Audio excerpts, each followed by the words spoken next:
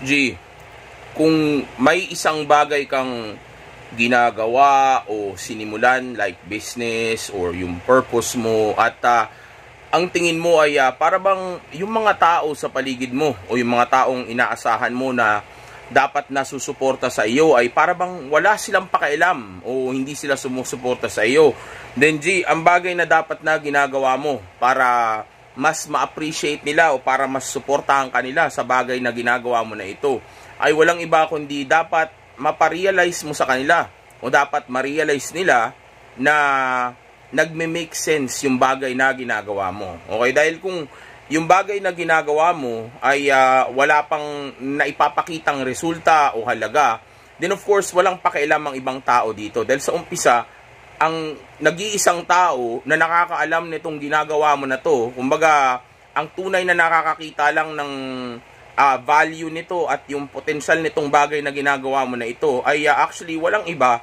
kundi ikaw. Ikaw lang ang nakakaalam nun sa ngayon. Ikaw pa lang talaga ang tunay na naniniwala dito sa bagay na ito. Well, may mga ibang tao na maniniwala at sabihin natin kahit paano ay magtitiwala o makikita rin yung vision mo o yung mga bagay na nakikita mo. Okay? May mga ganun.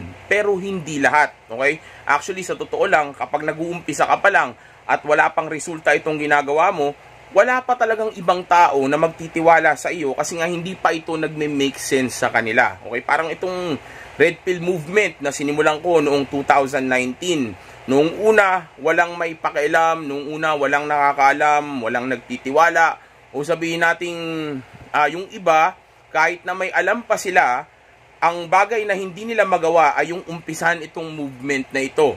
Okay? Pero noong inumpisahan ko na at sabihin nating nakita na nila yung potensyal na pwede palang makatulong sa tao, pwede palang magmarka sa history, o pwede palang sabihin nating kumita ng pera kahit paano, di ba? O pwede pang maging purpose mo ito. Ang nangyari ngayon ay marami na ngayong nagkaka-interest. Yung iba nga gusto pang agawin, di ba? Yung iba gusto pang ipamukha sa mga tao na sila yung nag-umpisa ng bagay na ito kasi nga nakita na nila yung potensyal. Kumbaga, nagme-make sense na siya. Okay? So kung ano man yung ginagawa mo ngayon, like nagra-rap ka, o tumutugtog ka, o artista ka, o may business ka ngayon, kung ano man yung bagay na yan na inumpisan mo, gusto kong malaman mo na natural lang na hindi bigyan ng halaga ito o ng pansin ito ng ibang mga tao kasi nga hindi ito nagme-make sense pa sa kanila. Pero kung dadating ang araw na sisikat ka dito o kikita ka ng malaking pera, then dadating ang time magme-make sense na ito sa kanila. Okay, kumbaga magkakaroon na ito ng halaga o magkakaroon na ito ng saysay. Kasi nga ngayon, naiintindihan na nila kung bakit pinursu mo o ginagawa mo itong bagay na ito. Okay, dahil kung wala pa silang makikita na kahit anong bagay na makukuha mo dito o pwedeng mapalarin nila dito, o syempre wala silang pakialam. Pakialam ba nila dyan sa bagay na yan? Eh ikaw lang naman ang may gustong mag-rap, ikaw lang naman may gustong kumanta, di ba? Pero kung makikita nila na kaya ka pala kumakanta o kaya ka pala nag-rap, ay balang araw sisikat ka pala o kikita ka pala ng malaking pera dito, then dadating ang time magkakaroon na rin sila ng interest at respeto sa bagay na ito. Yung iba nga, may impluwensyahan mo pa, yung iba, aagawan ka pa. Matindi talaga ang pagmumuka. Okay, pero ganun talaga yon. It is what it is. Hindi natin mababago yung game.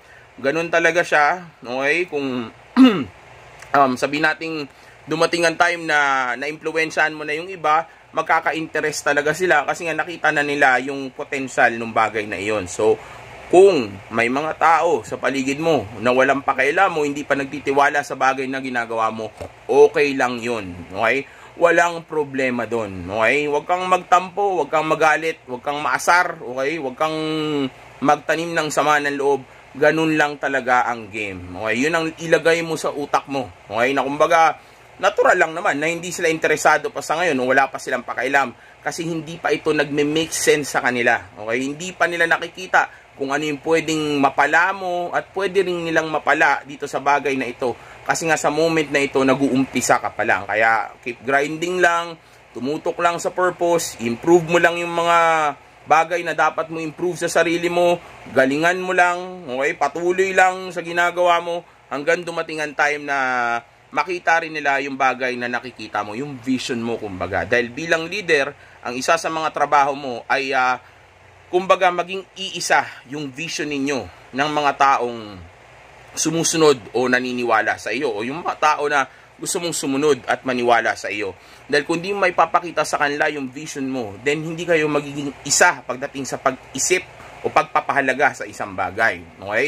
And yung pagpapakita ng vision na yun ay hindi mo basta magagawa lang sa salita, pero pwede, okay, pwede mong gawin, pero mas maganda kung maipakita mo sa kanila yung pruweba nung vision na sinasabi ko na ito. Okay? Pwede mong sabihin sa kanila, may mga maniniwala, okay? Pero may mga tao na maniniwala lang sila kung makikita na nila yung mga bagay na pwede nilang mapakinabangan o may saysay para sa kanila. Dahil kung wala silang nakikitang kahit anong sabihin nating potensyal o positibong bagay na makukuha ang isang tao sa ginagawa mo, then mananatili itong basura o walang kwenta sa mga mata nila. Okay? Pero makikita nila na respetuhin ka pala, magmamarka ka pala sa history, o sabihin nating yayaman ka pala o sisikat ka pala dahil dito sa bagay na ginagawa mo na ito, magkakaroon na ng interes yung ibang tao sa bagay na ginagawa mo. Matter of fact, iba biglang pwedeng susuporta na sila o magiging idol ka na, okay? Kasi nga may napapala ka na o nagme-make sense na yung ginagawa mo. Okay? Katulad nga nun sa akin, di ba? Since nagme-make sense na yung Red Pill movement o yung Red Pill teachings na sinishare ko sa inyo, yung mga natutunan ko, yung experiences ko, since nagme-make sense na yan ngayon at nakikita na ng iba kung anong meron dito, nagkaka-interest na sila, nagbabago na yung game, ginagaya na ako, nai-influensya na sila, yung iba nang aagaw pa nga. Okay, kasi nga, nakita na nila yung potential. Pero noon, walang may gustong gumawa kasi hindi pa nagme-make sense ito. Kumbaga, papasa ba to sa Pilipinas, paano atakihin, anong style, ano yung magugustuhan ng Pinoy, anong mga terminology, paano dapat yung delivery, o ano yung gusto nila, ano yung ayaw nila. Since ngayon, iba na yung game, kumbaga nakita na nga nila na nagawa ko na yung mga naggawa ko, at nakita na nila kung ano yung pwedeng mapala namin dito o pwede naming mai-contribute, nagkaroon na ngayon sila ng interest. Okay? Nag-make sense na sa kanila. Kumbaga dati, hindi pa nagme-make sense kasi nga wala pang nauuna o wala pang nagli-lead sa kanila. So since inumpisahan ko na, na-lead ko na, naipakita ko na, di ba, para akong si Abraham, tama ba ako? Correct me if I'm wrong. Para ako si Abraham, hinati ko yung karagatan, 'di ba? Para makadaan yung mga tao na naniniwala sa akin. Okay, kumbaga, nagawa kong ipakita sa kanila yung imposible, kaya nagtiwala sila na kapag dumaan sila dun sa daanan na nilikha ko, which is yung hinati kong karagatan, okay, maliligtas sila o hindi sila mapapahamak, magtiwala lang sila sa akin. Okay, kumbaga, dahil nagawa ko na yung bagay na yun at nakita na nga nila yung potential at yung mga pwede nila mapala, okay, ngayon nag-make sense na yun sa kanila, kaya ngayon ginagawa na rin nila yung ginagawa ko. Kumbaga, nagawa ko na nga silang ma-influensyahan dahil nagme-make sense na. Dahil kung yung rap music o yung ibang mga genre ay hindi naging matagumpay o hindi tinanggap ng ibang tao, then hindi tayo magpapatuloy na magpuproduce ng mga artists para dun sa mga genre na iyon. Pero dahil nga nagme-make sense na, okay, may kita na, may mapapala pala, at importante pala o special pala ito sa karamihan, sa maraming tao, ngayon nire-respeto na nila ito dahil nga nagme-make sense na siya. Okay, may mga artist na tayo, marami ng artist tayo na patuloy nating pinoproduce kasi nga marami ng interesado, kasi nga it makes sense na. Okay, so ganun lang yun. So kung may mga hindi nagtitiwala sa iyo ngayon sa ginagawa mo, sa purpose mo, sa business mo, okay lang yan. Basta make sure na magiging successful ka at magiging maayos ang lahat para pagdating ng araw, magme-make sense na ito sa kanila. Okay, at pag nag-make sense na ito sa kanila, yung ibang mga tao na hindi sumusuporta sa iyo noon, for sure susuporta na sila, at also magiging proud pa sila sa bagay na ginagawa mo kasi nga ngayon nagme-make sense na yun sa kanya at sa ibang mga tao sa paligid mo. So kung dati wala siyang pakialam sa pagra-rap mo kasi nga hindi pa nila alam kung anong pagra-rap, kung ngayon nakikita na nila ngayon kung anong pagra-rap, then of course matutuwa sila. Yung anak nila kunyari, di ba? Matutuwa sila ngayon na yung anak nila ay nag-rap, kasi nga nakita nila na pag nag-rap ka pala, yung pala ang pwede mong marating. Pwede ka pala maging si Flo G, pwede ka palang maging katulad ng mga international artist, di ba? Pwede ka palang yumaman, pwede ka palang respetuhin, di ba? Magkakaroon ka pala ng maraming koneksyon, sisikat ka pala. Oh, so kung nakita na nila yung mga bagay na yun, kung dati wala silang respeto sa pagrarap mo, ngayon magkakaroon na sila ng respeto sa pagrarap mo kasi nga nagme-make sense na. So patuloy mo ipakita sa mga tao o pakita sa sarili mo, patunayan sa sarili mo na kaya mong abutin yung mga bagay na dapat mong abutin o yung mga goal mo ay kaya mo i-accomplish, yung mga mission mo na yan, kaya mong tapusin, okay? Patuloy mong gawin yan, improve mo ang sarili mo, galingan mo lang.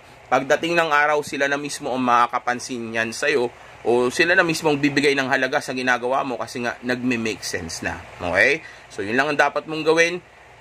Bigyan mo ng halaga o pakita mo yung mga bagay na pwedeng mapala nila sa isang bagay na sabihin nating wala silang alam kasi hindi lang nila alam yan kaya ganyan sila pero 'di ba since alam nila kung magkano kinikita ng doktor o yung mga sabihin nating mga lawyer, alam nila kung anong power nun, anong mga privilege nun, alam nila kung anong benefits, alam nila kung magkano kinikita ng mga lawyer.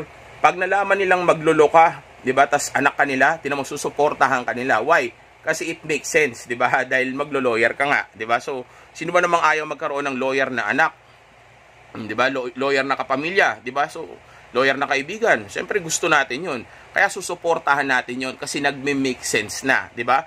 Pero kung hindi niya alam kung ano yung pinapasok mo na 'yun at wala siyang idea kung ano mapapala mo doon o mapapala nila doon, then yeah, of course, hindi talaga sila susuporta ng ganong kataas katulad ng ine-expect mo sa kanila kasi nga hindi pa ito nagme-make sense sa kanila. So, ang trabaho mo is to show be good o galingan mo sa bagay na ginagawa mo hanggang dumating ang araw na mag-make sense na ito sa kanila.